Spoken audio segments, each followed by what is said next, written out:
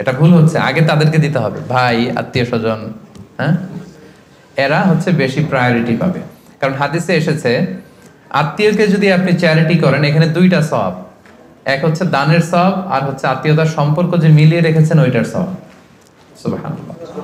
তো এই জন্য আমাদের নিকট আত্মীয় যদি কেউ এরকম দুস্থ অসচ্ছল থাকে, আমরা আগে তাদেরকে প্রায়োরিটি দিব দানের ক্ষেত্রে।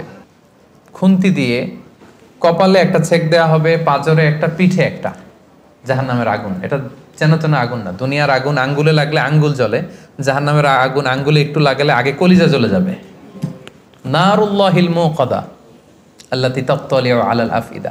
দুনিয়ার আগুন যেখানে লাগে ওইখানে জ্বলে, পায়ে লাগছে পায়ে জ্বলবে, জাহান্নামের আগুন লাগা মাত্রই আগে কলিজাটা ছাই হয়ে যাবে।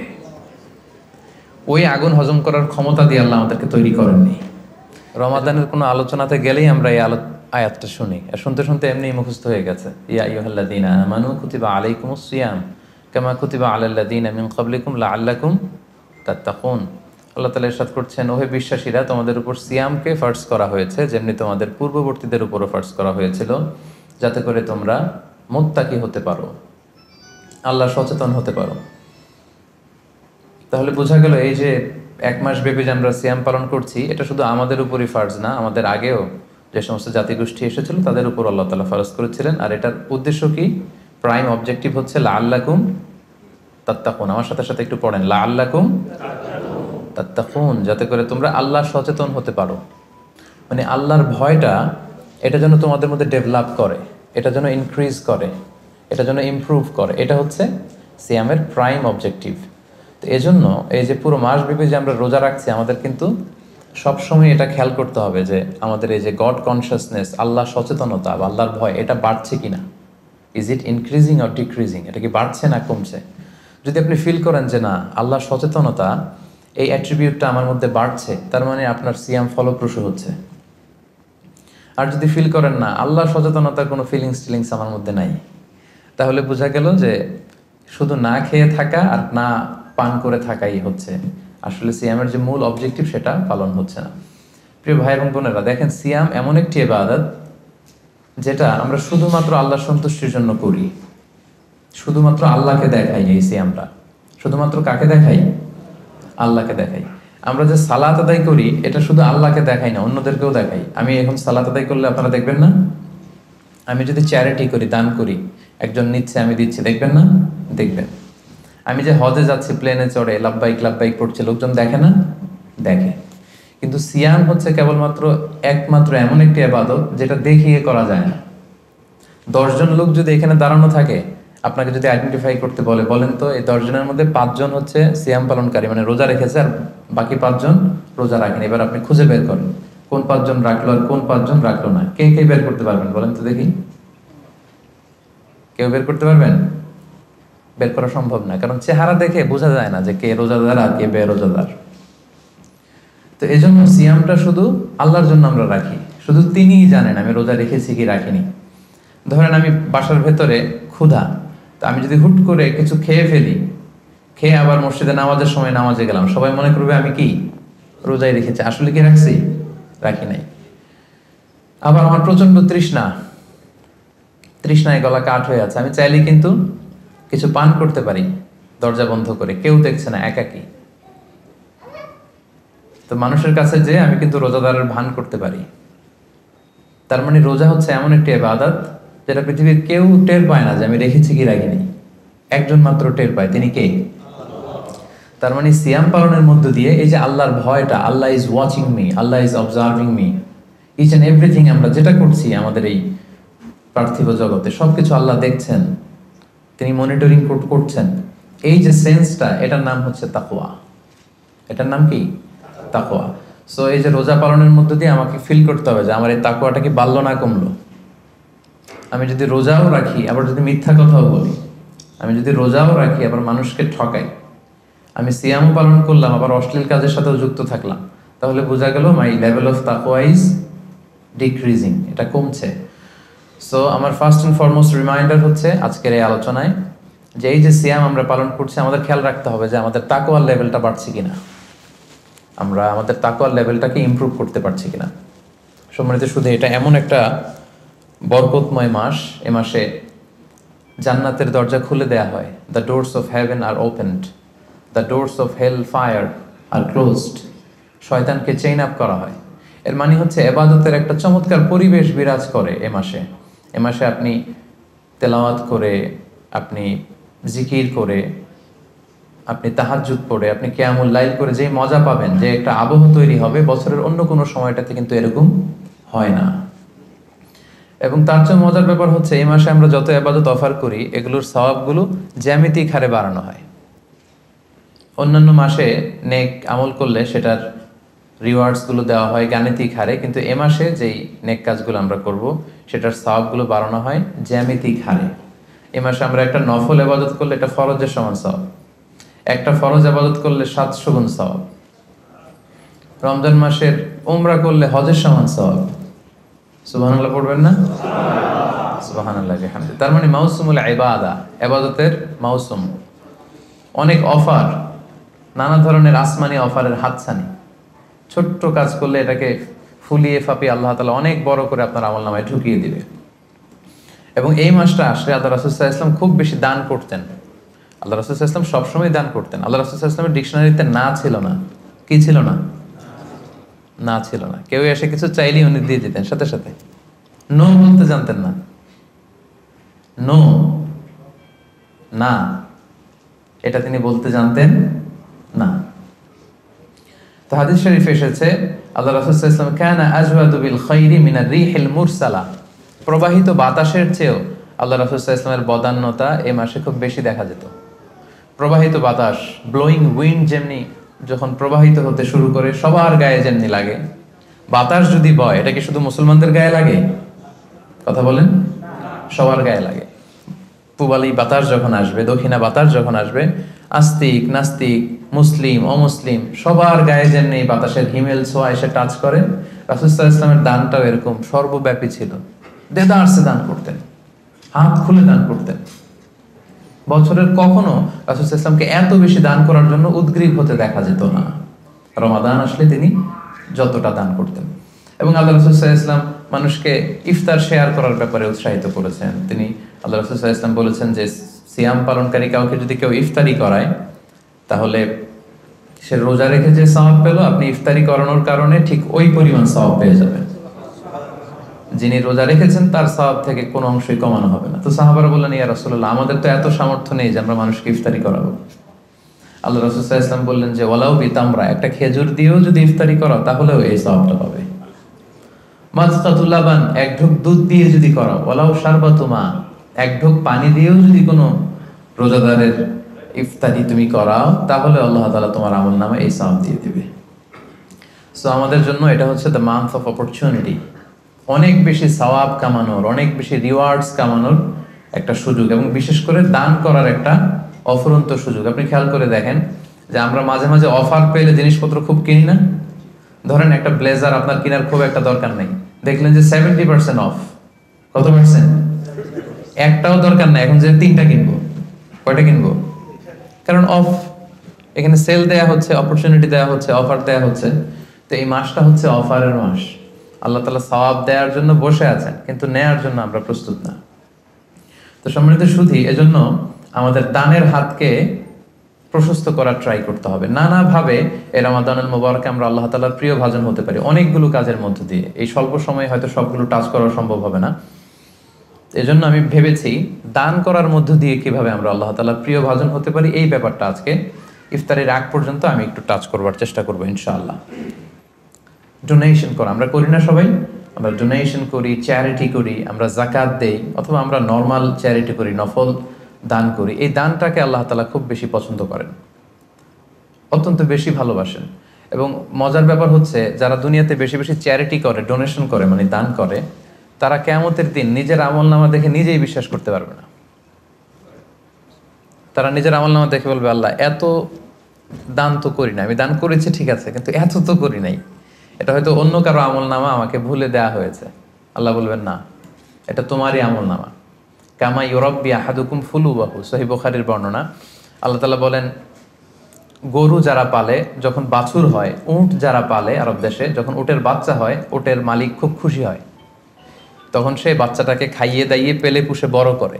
আল্লাহ বলেন যে তুমি দান করেছিলে অল্প, কিন্তু এই ছোট্ট দানের সওয়াবটাকে আমি খাইয়ে দাইয়ে পেলে পুষে বড় করে হাত্তা তাকুনা মিসলাল জাবাল, বিশাল উহুদ পাহাড়ের সমান করে তোমার আমলনামায় ঢুকিয়ে দিয়েছি। সুবহানাল্লাহি বিহামদি।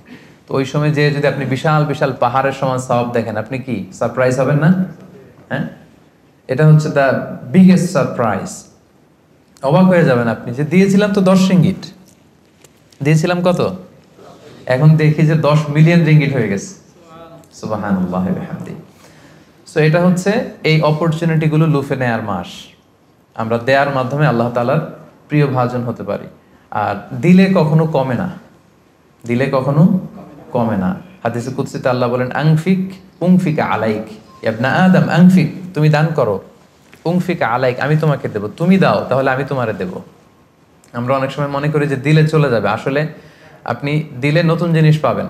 লেটস সে আমার হাতে ধরেন এই যে ক্রেস্টটা দেওয়া হলো, এটা আমি ধরে রাখলাম, তো এই 2 হাত দিয়ে ক্রেস্টটা ধরে রাখা অবস্থায় যদি আপনি আরো বড় কিছু দেন, ওটা নিতে পারবো?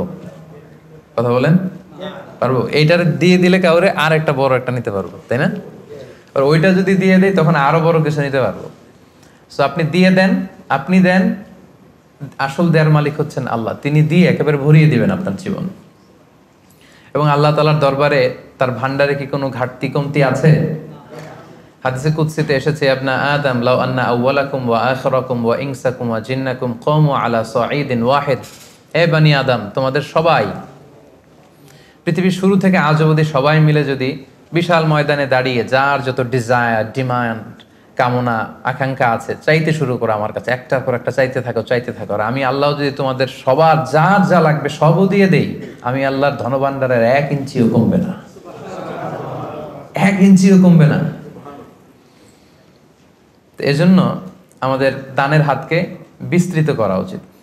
দানের উপমা আল্লাহ তাআলা দিয়েছেন, মাসালুল্লাযীনা ইউনফিকুনা আমওয়ালাহুম ফি সাবিলিল্লাহি কামাসালি হাব্বা আমবাতাত সাবআ সানাবিলা ফি কুল্লি সুমবুলাতিন মিআতু হাব্বা ওয়াল্লাহু ইউযাইফু লিমান ইয়াশা ওয়াল্লাহু ওয়াসিউন আলিম। দানের দৃষ্টান্ত হচ্ছে শস্য বীজের মতো, চারা বীজের মতো। যে চারা বীজ মাটিতে আপনি গেড়ে দিলেন, সেখান থেকে বেরোলো 7টা শীষ, আর প্রতিটি শীষে বেরোলো শত শস্য দানা। সুবহানাল্লাহ। তার মানে 1 টাকা দান করলেন, এখান থেকে হয়ে গেল 700। এখান থেকে কি মানে কত চমৎকার মেটাফরিক্যাল একটা উপমা বা উদাহরণ, যে দানের উপমা, এই যে আমরা আল্লাহর ফিসাবিলিল্লাহ দেই, হ্যাঁ, মানুষকে যে দান করি, এটার উপমা হচ্ছে একটা বীজের মতো। বীজ রোপণ করে দিলে 7টা শীষ গজালো, প্রতি শীষে শত শস্য দানা। 7 গুণ শততে কত হয়? 700। এভাবে আল্লাহ বাড়াতে থাকেন, শুধু বাড়াতেই থাকেন। তো এজন্য এই রমাদানে আমাদের দানের হাতটাকে একটু বিস্তৃত করা উচিত। তো এসে দেখেছি আলহামদুলিল্লাহ, এখানে যারা ইনভাইটেড গেস্ট এরা বেশ সচ্ছল লোকজন, মানে বিজনেস ম্যাগনেট টাইপের আর কি, খুব পয়সাওয়ালা লোকজন, ব্যবসায়ী, হয়তো বড় ব্যবসায়ী, সিআইপি ভিআইপি টাইপের হবেন।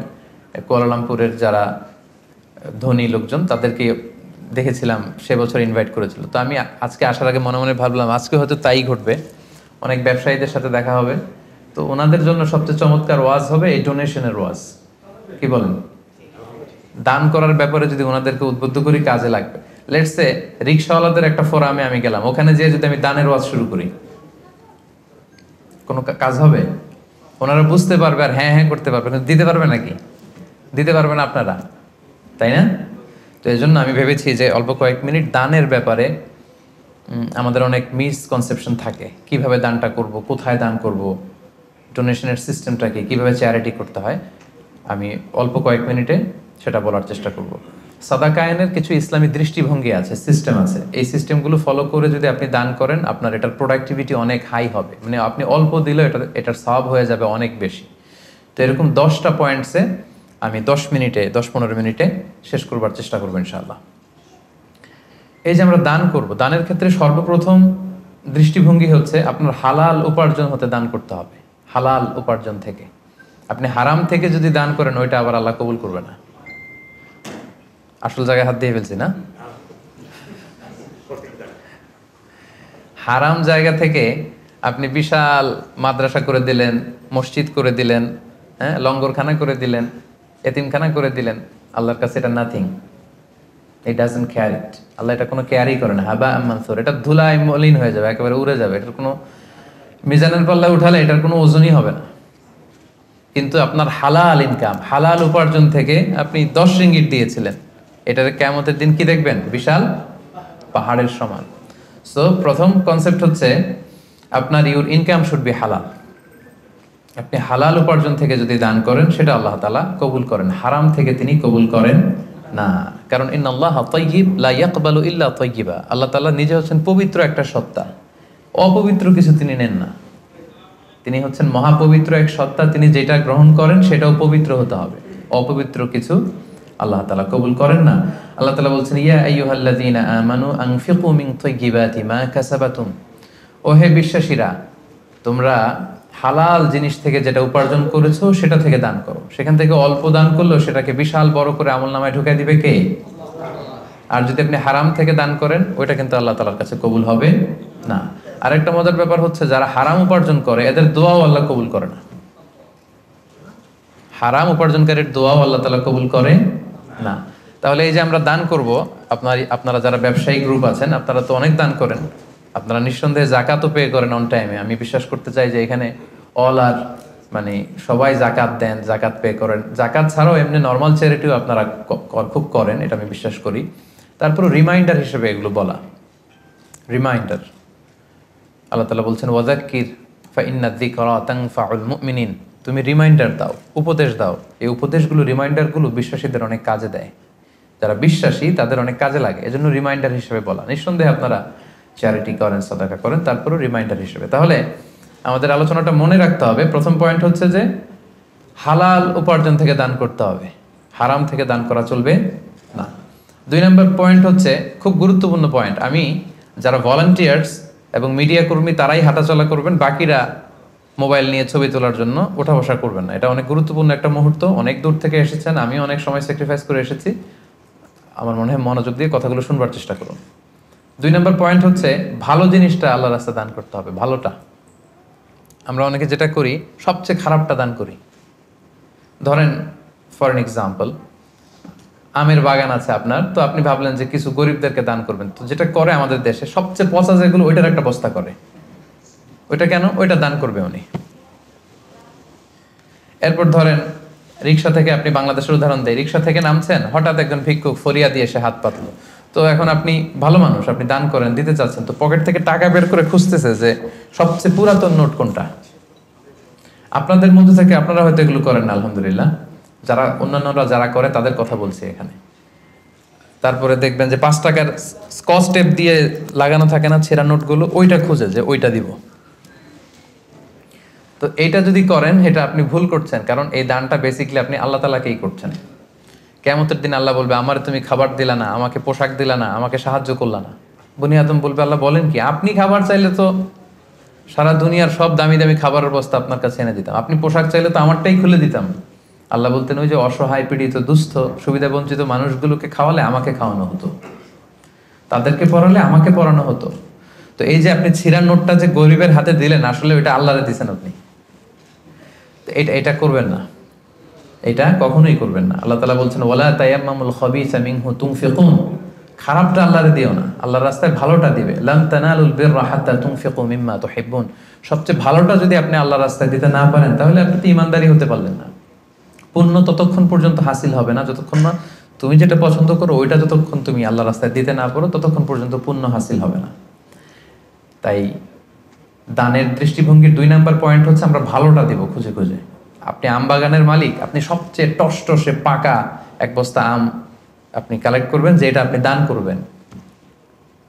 কি পারা যাবে না ইনশাআল্লাহ?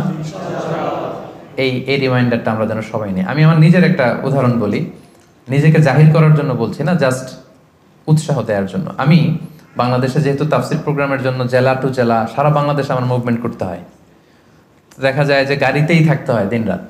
তো আমি একটা অভ্যাস করে নিয়েছিলাম, আমি যেটা করতাম, আমি কচকচে 100 টাকার আর 500 টাকার কিছু নোট আমার এই পকেটে রাখতাম।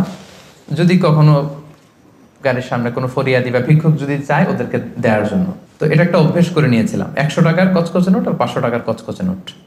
এই আয়াত করে আমার এই ফিলিংসটা এসেছে যে না, ভালোটা দিব আমি সবচেয়ে। তো আমার মনে পড়ে মেঘনা টোল প্লাজার এখানে একটা ছোট্ট জ্যাম হয়, তো তখন অনেক খোরা ল্যাংরা লোকজন এসে এরকম হাত পাতে। তো আমি ওই গ্লাসটাকে এতটুকু নামালাম যতটুকু নামালে আমার টাকাটা শুধু বের করা যায় আর কি, ওইভাবেই দেই যাতে আমাকে দেখা না যায়। তো সামান্য একটু গ্লাসটা নামিয়ে 500 টাকার কচকচে একটা নোট আমি জাস্ট বের করে দিলাম। তো সে পেয়ে তো অবাক, হয়তো ওখানে ওই ছিঁড়া ফাড়া 10 টাকা 5 টাকার নোটগুলোই ওরা পেয়ে অভ্যস্ত। তো 500 টাকার কচকচে নোট যখন পেয়েছে তখন সে এভাবে হাত তুলে দোয়া করতেছে আর হাসি, কি হাসি, ভুবন রাঙানো হাসি। মানে 5 লক্ষ টাকা দিয়ে ওই হাসি আমি কিনতে পারবো না। আমার বাসার পাশে এক মসজিদ, একবার আসরের সালাতে গেলাম, এক অন্ধ লোক সালাম ফেরানোর পরে বলল যে আমি অন্ধ, একটু আমাকে সহায়তা করবেন। একজন ওনাকে হাতে করে মসজিদের বারান্দায় দাঁড় করায় দিল। তো পকেটে হাত দিয়ে দেখি কোনো টাকা নেই, বাসা খুব কাছে, বাসায় চলে গেলাম। আবার ওই 500 টাকার কচকচে একটা নোট নিয়ে আসলাম। তো নিয়ে এসে ওনার কাছে হাত ধরে বললাম যে আপনি টাকা ধরলে চেনেন নাকি? বলে হ্যাঁ চিনি। দেখেন তো এটা কত? বলে 500 টাকা। মানে অন্ধদের আল্লাহ এই ক্যাপাসিটিটা দিয়েছে, এরা আপনার ওই 10 টাকা 100 টাকা 500 টাকা ধরে চিনতে পারে। তো আমি বললাম যে এটা সাবধানে রাখেন। তো এটা নিজেকে জাহির করবার জন্য না, জাস্ট প্রসঙ্গক্রমে উৎসাহ দেওয়ার জন্য যে আমরা কিন্তু চাইলে এই অভ্যাসটা করতে পারি। নট নেসেসারি যে 100 টাকার 500 টাকার হতে হবে। ধরেন যে 10 টাকার কচকচে নোট নিয়ে আপনি সবসময় ঘুরলেন এবং এটা প্ল্যান করলেন যে যখন দিব এই চকচকে 5 টাকার নোটটা দিব, কারণ আল্লাহ বলেছেন সবচেয়ে ভালোটা আমার রাস্তায় দাও। তো এই অভ্যাসটাকে আমরা একটু করতে পারবো ইনশাআল্লাহ, ইনশাআল্লাহ। তো এই অভ্যাসটা যেন করি যে সবচেয়ে ভালোটা আমি দিব আল্লাহর রাস্তায়। 3 নাম্বার হচ্ছে প্রয়োজনের অতিরিক্তটা দিবেন, প্রয়োজন অতিরিক্ত, এটা একটা গুরুত্বপূর্ণ ব্যাপার। ইসলাম দেখেন কত ব্যালেন্সড, কত ভারসাম্যপূর্ণ। ইসলাম বলে না যে আপনি সব উজাড় করে দেন, না, আপনি খরচের পরে যেটা আপনার অতিরিক্ত ওইখানে ইসলাম ভাগ বসিয়েছে যে দাও, ওইখান থেকে দাও। ইয়াসআলুনাকা মাযা ইউনফিকুন কুলিল আফওয়া। তারা জিজ্ঞেস করে নবী কি দান করব? আল্লাহ বলেন নবী আপনি তাদের বলে দেন অতিরিক্ত যেটা তোমার লাগে না ওইটা দান করো। আল্লাহ রাসূল সাল্লাল্লাহু আলাইহি ওয়াসাল্লাম, ওই যে বলেছিলাম ওনার ডিকশনারিতে কি নাই, ভুলে গেছেন এতক্ষণে? আল্লাহ রাসূল সাল্লাল্লাহু আলাইহি ওয়াসাল্লাম ডিকশনারিতে কি নেই? মানে কেউ চাইলে না বলতে পারতেন না উনি। একবার আল্লাহ রাসূল সাল্লাল্লাহু আলাইহি ওয়াসাল্লামের গায়ে একটা মাত্র জামা, এক ফরিয়াদে এসে বললেন ইয়া রাসূলুল্লাহ আ'তিনি কামিসান, একটা জামা দেন আমাকে। রাসূল সাল্লাল্লাহু আলাইহি ওয়াসাল্লাম গায়েরটাই খুলে দিয়ে দিলেন। সুবহানাল্লাহ পড়বেন না? তো এখন গায়ে যেহেতু জামা নাই, সাহাবারা নানা কাজে এসেছে, উনি বেরও হতে পারেন না, ঘরে বসে আছেন। এবার আল্লাহ আয়াত নাযিল করলেন ওয়াল্লাযীনা ইযা আনফাকু লাম ইউসরিফু ওয়া লাম ইয়াকতুরু ওয়া কানা বাইনা যালিকা কাওয়ামা। এর অর্থ হচ্ছে মুমিনের বৈশিষ্ট্য হবে তারা যখন দান করবে তারা ব্যালেন্সড চ্যারিটি করবে, ভারসাম্যপূর্ণ দান, মানে তার প্রয়োজনের অতিরিক্ত যেটা ওইটা দিবে, খুব কৃপণতাও করবে না, আবার দিয়ে একেবারে সব উজাড় করে দিবে না। মানে এই আয়াত দিয়ে আল্লাহ তাআলা বোঝাতে চাইলেন নবীকে যে নবী জামা যদি 2টা থাকতো তো একটা দিতেন, জামা যদি 2টা থাকতো তো একটা পরছেন আর একটা দিয়ে দিতেন, সেটা ঠিক ছিল। বাট ছিলই কয়টা? একটা, ওইটাই যে দিয়ে দিছেন, এখন আপনার হবে কি? সুবহানাল্লাহি ওয়া বিহামদিহি। কি দয়ালু নবী ছিলেন, কি দাতা নবী ছিলেন, কি দানশীল ছিলেন, কি জেনারাস ছিলেন। তো দানের ক্ষেত্রে ইসলামের দৃষ্টিভঙ্গি হচ্ছে ভারসাম্যপূর্ণ দান করতে হবে, সব উজাড় করে দিয়ে দেওয়া যাবে না। আপনার এই যে কষ্টে উপার্জিত সম্পদ, এটা ব্যবহারের সবচেয়ে বেশি হকদার আপনি নিজেই, আপনার ফ্যামিলি। তো আপনাদের খরচ শেষে অতিরিক্ত যেটা থাকবে সেটা আপনি দান করতে পারেন। 4 নম্বর পয়েন্ট হচ্ছে দানে শো অফ থাকতে পারবে না, মানে লোক দেখানোর জন্য দান করা যাবে না। এটা আমরা অনেকে করে ফেলি দেখানোর জন্য, আমারে বড় শিল্পপতি বলবে, দানবীর বলবে, হাতেম তাই, হ্যাঁ আমার নাম পত্রিকায় আসবে। এই টেন্ডেন্সি নিয়ে যদি আপনি দান করেন সব শেষ, শো অফ করা যাবে না। লোক দেখানোর জন্য যদি দান করেন সে দান আল্লাহ তাআলা কবুল করে না। কিয়ামতের দিন আল্লাহ অনেক দানশীলকে বলবে তুমি জাহান্নামে যাও, go to the hell fire. দানশীল বলবে আল্লাহ আমি জাহান্নামে যাবো কেন, আমি তো এতিমখানা করলাম 40টা, মসজিদ বানাই দিলাম 50টা, এরপর মাদ্রাসা বানাই দিলাম এতগুলা, আমি জাহান্নামে যাব? আল্লাহ বলবেন যে তুমি তো এই দানগুলো করেছিলে যে লোকজন তোমাকে বাহাবা দিবে, ওই বাহাবা তো দুনিয়াতে তুমি পেয়েছোই, তো আমার কাছে কি চাও? Go to the hell fire, যাও জাহান্নামের আগুনে যেয়ে ঢুকো। তা আমরা কি ওইরকম দানশীল হতে চাই নাকি? আল্লাহ তুমি আমাদেরকে হেফাজত করো। আমরা যতটুকু দান করব শুধুমাত্র কেবলমাত্র একমাত্র আল্লাহর সন্তুষ্টির জন্য দান করব। মনে থাকবে তো সবার ইনশাআল্লাহ? আচ্ছা, 5 নাম্বার হচ্ছে গোপনে দান করাটা, এটা বেশি ভালো। প্রকাশ্যে দান করা জায়েজ, এটা ভালো, বাট গোপনে দান করা বেশি ভালো। আল্লাহ তাআলা বলছেন ইন তুবদু সাদাকাতি ফানি'মা হিয়া ওয়া ইন তুখফুহা ওয়া তুতুহাল ফুকারা ফাহুয়া খায়রুল লাকুম। তুমি যদি দেখিয়ে দান করো এটা ভালো, এটা খারাপ না। আমি দিলাম, আরেকজন নিল, আপনারা দেখলেন, সমস্যা নাই যদি আমার নিয়ত ভালো থাকে। বাট যদি গোপনে দান করতে পারে, এটা হচ্ছে শ্রেষ্ঠ দান, এর চেয়ে শ্রেষ্ঠ দান আর হতে পারে না, গোপনে দান। 7 শ্রেণীর ব্যক্তিকে আল্লাহ তাআলা কিয়ামতের দিন ওনার আরশের নিচে ছায়া দিবেন, যেদিন আল্লাহ দেয়া আরশের ছায়া ছাড়া আর কোনো ছায়া থাকবে না। এই 7 শ্রেণীর ব্যক্তির মধ্যে 1 শ্রেণীর ব্যক্তি হচ্ছে যারা গোপনে দান করে, এত গোপনে দান করে যে তার ডান হাত কি দান করলো, বাঁ হাত সেটা টের পায় না। সুবহানাল্লাহ। গোপনে দান, গোপনে। আরব দেশে এই কালচারটা আছে। এই রমজানে এরা এত দান করে, তাহাজ্জুদের আগে দিয়ে বের হয়, একটা প্যাকেটের ভেতরে কিছু ইফতারি সামগ্রী, কিছু সাহুর সামগ্রী, আর ধরেন 500 রিয়ালের একটা নোট বাড়ির সামনে আস্তে করে রেখে দিয়ে আবার ড্রাইভিং করে চলে যাবে। এরকম 500টা বাড়ি, 100টা বাড়ির সামনে দিয়ে বাস শেষ। কে দান করলো তাও জানলো না, কিভাবে কি হলো কেউ টেরও পায়নি। যার পাওয়া দরকার সে পেয়ে গেছে, যার সওয়াব দরকার সে সওয়াব আল্লাহর কাছ থেকে নিয়ে নিয়েছে। তো এই যে গোপনে দানটা আল্লাহ তাআলার কাছে খুব বেশি প্রিয়, এবং এটা খুব পাওয়ারফুল একটা ব্যাপার। কতটা পাওয়ারফুল আমি একটা হাদিস শোনাই, লম্বা হাদিস, সময় আমাদের হাতে কম, আমি সংক্ষেপে বলি। আল্লাহ যখন এই পৃথিবী সৃষ্টি করলেন, পৃথিবী কাঁপছিল, আল্লাহ তখন পাহাড় পেরেকের মতো পৃথিবীতে ঢুকিয়ে দিলেন, পৃথিবীর কাঁপাকাঁপি বন্ধ হলো। ফেরেশতারা অবাক, আল্লাহ পাহাড়ের এত শক্তি যে আপনি পাহাড়কে কেটে দিলেন, পৃথিবীর কাঁপাকাঁপি বন্ধ হয়ে গেল। ইয়া রাব্বি হাল মিন খালকিকা আশাদ্দা মিনাল জিবাল, আপনার সৃষ্টিকুলের মধ্যে পাহাড়ের চাইতেও শক্তিশালী কিছু আছে? আল্লাহ বললেন আছে। সেটা কি? আল হাদিদ, লোহা। ফেরেশতারা আবার অবাক, লোহা এত শক্তিশালী? কারণ লোহার হাতুড়ি দিয়ে পাহাড় কাটা যায়, তাই না? তখন ফেরেশতারা আবার প্রশ্ন করলো, আল্লাহ তাহলে লোহার চাইতেও শক্তিশালী কিছু আছে নাকি? আল্লাহ বললেন আছে, আগুন, আন্নার। কারণ আগুনের ভেতরে লোহা ফেললে লোহা গলে যায়, তাই না? ফেরেশতারা আবার অবাক হয়ে বললেন, তাহলে আগুনের চাইতেও শক্তিশালী কিছু আছে নাকি? আল্লাহ বললেন আছে। সেটা কি? পানি। কারণ আগুনে পানি ঢেলে দিলে আগুন অস্তিত্ব হারায়। ফেরেশতারা শুধু অবাক হচ্ছে, খালি অবাক হচ্ছে। এবার বললেন, আল্লাহ তাহলে পানির চাইতেও শক্তিশালী কিছু আছে নাকি? আল্লাহ বললেন আছে। সেটা হচ্ছে বাতাস। কারণ বাতাস ঝাপটা মেরে জলোচ্ছ্বাস তৈরি করে জলের মধ্যে, পানির মধ্যে, তাই না? এক জায়গা থেকে পানি নিয়ে অন্য জায়গায় নিয়ে যায়। ফেরেশতারা আবার অবাক, বাতাস এত শক্তিশালী? ইয়া রাব, আল্লাহ তাহলে এই বাতাসের চাইতে শক্তিশালী কোনো সৃষ্টিকে আপনার সৃষ্টিকুলে আছে? আল্লাহ বললেন আছে। কে? আল্লাহ বললেন ওই বনি আদম যে গোপনে দান করে। ওই বনি আদম যে গোপনে দান করে, এত গোপনে তার ডান হাত কি দিয়েছে, বাঁ হাত সেটা টের পায় না। সুবহানাল্লাহ। আল্লাকা সিররুন ইনদাল্লাহ বাইনাকা আনতা ওয়া বাইনাল্লাহ, আল্লাকা সাদাকাতুন তাখফা লা ইয়ালামুহা ইল্লাল্লাহ, আল্লাকা সিররুন ইনদাল্লাহ বাইনাকা আনতা ওয়া বাইনাল্লাহ, আল্লাকা সাদাকাতুন তাখফা লা ইয়ালামুহা ইল্লাল্লাহ। সুবহানাল্লাহ। তোমার আর তোমার রবের মাঝে এরকম গোপন কোনো ডিলিংস আছে নাকি যেটা দুনিয়ার কেউ জানে না, শুধু তোমরা জানো? তোমার জীবনে এমন কোনো গোপন দান আছে নাকি যেটা আল্লাহ ছাড়া কেউ দেখেনি? কত চমৎকার না শীত! তো আমাদের প্রত্যেকের জীবনে এরকম গোপন কিছু ইবাদত থাকা দরকার, গোপন কিছু দান থাকা দরকার, যেটা যাকে দিছি ও জানে, আর যার জন্য দিছি সে জানে, আর কারোর জানানোর দরকারও নাই। এত বেশি পাবলিসিটি, এত বেশি প্রচার প্রচারণার দরকার নাই। তো এই জন্য দানটা হতে হবে গোপন দান, এটা আল্লাহর কাছে প্রিয়।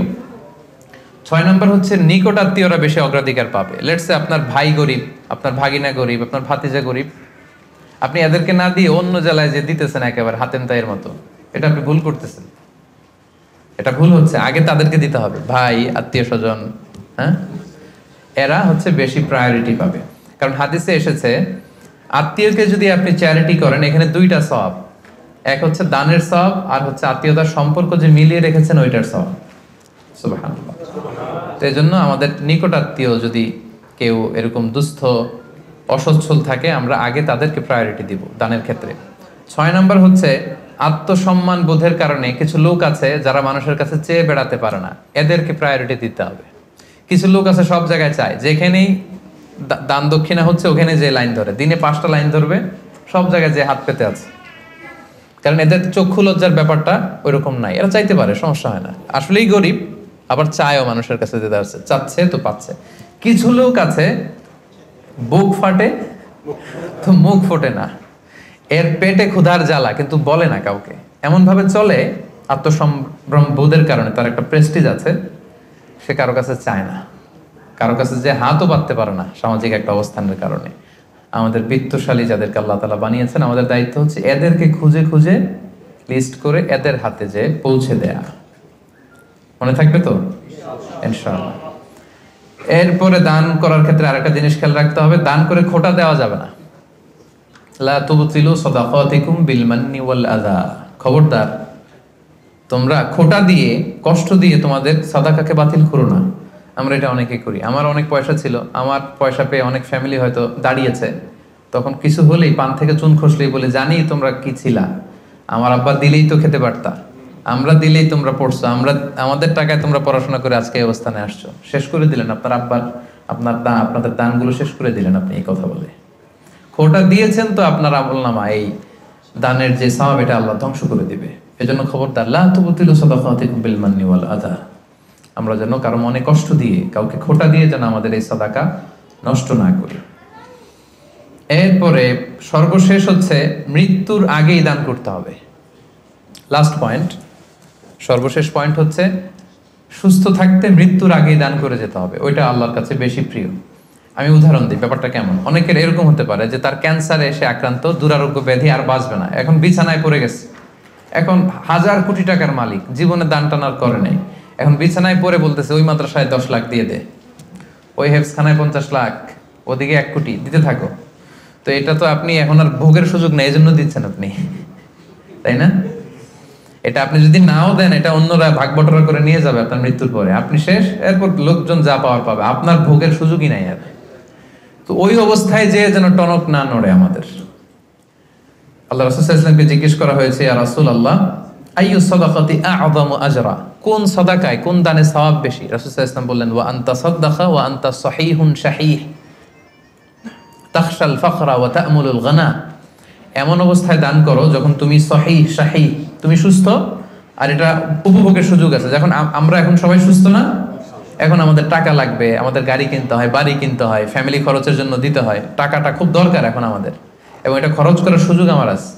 এখন যদি আপনি দান করেন, এই দানটা আল্লাহ তাআলার কাছে বেশি প্রিয়। এখন আপনি বিছনায় পড়ে ক্যান্সারে আক্রান্ত, কোভিড-19 যান যায়, ডাক্তার বললো আশা ছেড়ে দিছে আমরা, আপনি হয়তো আর বাঁচবেন না, এখন আপনি ওই মাদ্রাসায় 50 লাখ, ওই এতিমখানায় 20 লাখ দিতেছেন। তো এটা হচ্ছে আপনি ঠেকায় পরে দিচ্ছেন, চিপায় পরে, ভেজালে পরে দিচ্ছেন আর কি। এই দানটা আল্লাহর কাছে কতটুকু যে সওয়াব পাবেন আল্লাহই ভালো জানে। তো এই ঝামেলায়, ভেজালে পড়ার আগে, বিপদে পড়ার আগে আমাদেরকে দান করতে হবে। যখন আমি শাহী সুস্থ, এখন আমার উপার্জনের অনেক সুযোগ আছে। তো সম্মানিত সুধী, এই রমাদান হচ্ছে আমাদের এই সাদাকার সবচেয়ে বড় সুযোগ। অন্য বছর দিলেও, আপনি বছরের অন্য সময় দিলেও সওয়াব পাবেন, কিন্তু আমি শুরুতেই বলেছি যে দ্য রিওয়ার্ডস অফ আমাল are multiplied in this blessed month. এই মাসে সওয়াবকে অনেক মাল্টিপল করা হয়। নফল করলে ফরজের সমান সওয়াব, ফরজ করলে 700 গুণ সওয়াব, এই মাসে উমরা করলে হজের সমান সওয়াব। আপনি চিন্তা করছেন হিসাবটা? এজন্য আমাদের যাদের যাকাত ফরজ হয়েছে, আমরা যেন যাকাত আদায় করে দেই, হিসেব করে দিতে হয় যাকাতটা। অনেকে বাংলাদেশে যেটা করে, তারা মনে করে যে দিয়ে দিলাম 20,000 শাড়ি যাকাত, এটা কিন্তু যাকাত আদায় হয় না। যাকাতের শাড়ি, জাকাতের লুঙ্গি বলতে কোনো টার্মিনোলজি ইসলামে নাই। আর জাকাতের শাড়ির যে বেহাল দশা বাংলাদেশে, এটা একবার ধোয়ার পরে দ্বিতীয়বার আর পরা যায় না, রং থাকে না, পাতলা শাড়ি, এটা গরিবের সাথে আর উপহাস। আমরা অনেকে মনে করি যে আমরা দরিদ্রদেরকে যাকাত দিয়ে অনেক বেশি বড় কাজ করে ফেললাম, কিন্তু আল্লাহ বলছেন ওয়া ফি আমওয়ালিহিম হাক্কুন লিসাইলি ওয়াল মাহরুম, তুমি কোনো করুণা করনি, বরং তোমার সম্পদে এটা গরিবদের অধিকার। বরং গরিবরা আমার যাকাত নিয়ে আমাকে করুণা করেছে, কি বলেন? আচ্ছা, একটু খেয়াল করে উত্তর দিবেন বুঝে শুনে। আমি যদি ধনী হই, যাকাত দেওয়া আমার জন্য কি ফরজ, আর আরেকজন লোক গরিব, তার জন্য যাকাত খুঁজে খুঁজে নেওয়া কি ফরজ? নিবেন, আসে নিলাম না আপনার যাকাত, আমি কষ্টে কাটালাম, কোনো সমস্যা আছে? নাই। তো আমার ফরজ কিন্তু আমার ঠিকই আদায় করে ফেলতে হবে, আল্লাহর মহাখাজা, আল্লাহর পাকড়াও থেকে বাঁচার জন্য আমাকে দিতেই হবে, কিন্তু ও বাধ্য না নিতে। তার মানে ও আমারে বাঁচায় গেল, তাই না? সে আমাকে বাঁচালো জাহান্নামের আগুন থেকে। এজন্য যারা ওয়াল্লাযীনা ইয়াকনিজুনা আয-যাহাবা ওয়াল ফিদ্দাতা ওয়া লা ইউনফিকুনাহা ফি সাবিলিল্লাহ ফাবাশশিরহুম বিআযাবিন আলীম, যারা সম্পদ, যারা জুয়েলারি, অর্নামেন্টস এগুলো জমা করে রাখে, ব্যাংক ব্যালেন্স জমা করে রাখে, জাকাত ফরজ হওয়ার পরও জাকাত দেয় না, হে নবী তাদেরকে ভয়ঙ্কর আপনি আযাবের সুসংবাদ দিন, ভয়ঙ্কর শাস্তি তাদের জন্য অপেক্ষা করছে। সাইয়ুতাওয়াকুনা মা বাখিলু বিহি ইয়াউমাল কিয়ামাহ। সবচেয়ে ভয়ঙ্কর কথা হচ্ছে কিয়ামতের দিন এই পৃথিবীতে যত অন্যায় আমরা করি সবগুলোর শাস্তি দেয়া হবে জাহান্নামে যাওয়ার পরে। শুধু জাকাতের শাস্তি দেওয়া শুরু হয়ে যাবে ইয়াউমাল কিয়ামা, কিয়ামতের ময়দানে শিকল দিয়ে ডান্ডা বেরি পরি আপনাকে টানা হবে। কথা বুঝতে পেরেছেন? সব অপরাধের শাস্তি কোথায় হবে? জাহান্নামে। কোথায় যাওয়ার পরে? আগে ফায়সালা, আমি জান্নাতি না জাহান্নামে, জাহান্নামে গেলে তখন শাস্তি। শুধু জাকাতের শাস্তি কিয়ামতের ময়দানে মায়ের শুরু।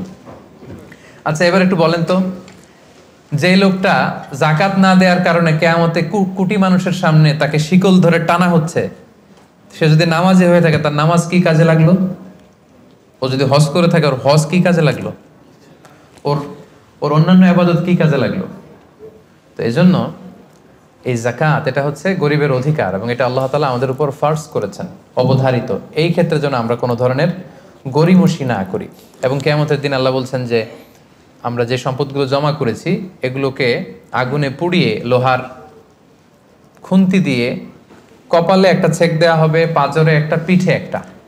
জাহান্নামের আগুন এটা যেন তেন আগুন না। দুনিয়ার আগুন আঙ্গুলে লাগলে আঙ্গুল জ্বলে, জাহান্নামের আগুন আঙ্গুলে একটু লাগালে আগে কলিজা জ্বলে যাবে। নারুল্লাহিল মুকাদা আল্লাতী তাত্তালিউ আলাল আফিদা। দুনিয়ার আগুন যেখানে লাগে ওইখানে জ্বলে, পায়ে লাগছে পায়ে জ্বলবে, জাহান্নামের আগুন লাগা মাত্রই আগে কলিজাটা ছাই হয়ে যাবে। ওই আগুন হজম করার ক্ষমতা দিয়ে আল্লাহ আমাদেরকে তৈরি করেননি। এজন্য আল্লাহ তাআলা আমাদের যাদেরকে তিনি ব্লেসিং দিয়েছেন, আমাদেরকে সম্পদশালী করেছেন, সচ্ছল বানিয়েছেন, আমরা যেন এই ফরজ যাকাতকে আদায় করি। যারা যাকাত আদায় করবে না এই সম্পদগুলো তাকে সাপ হয়ে পেঁচিয়ে ছবল মারতে থাকবে আর বলবে আনা মালুক আনা কানজুক। জাহান্নামের ভেনোমাস স্নেকগুলো আপনার সারা শরীরে পেঁচিয়ে শুধু ছবল মারতে থাকবে।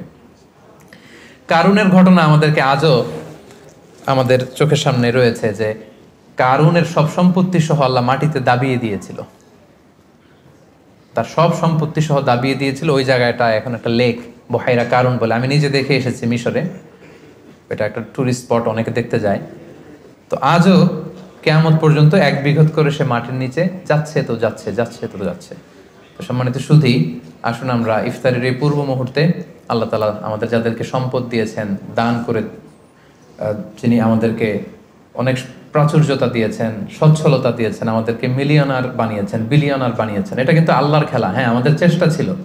দেখেন গল্পটা দেখেন, গাড়ির ভেতরে হচ্ছে বিলিয়নিয়ার আর বাইরে দাঁড়িয়ে আছে নিঃস্ব, এরকম হাত পাচ্ছে আর উনি দিচ্ছে। গল্পটা উল্টাও হতে পারতো, আমি ওই জায়গায় দাঁড়িয়ে এরকম চাচ্ছি, তাই না, আর উনি দিচ্ছে, এরকম হতে পারতো না ঘটনাটা?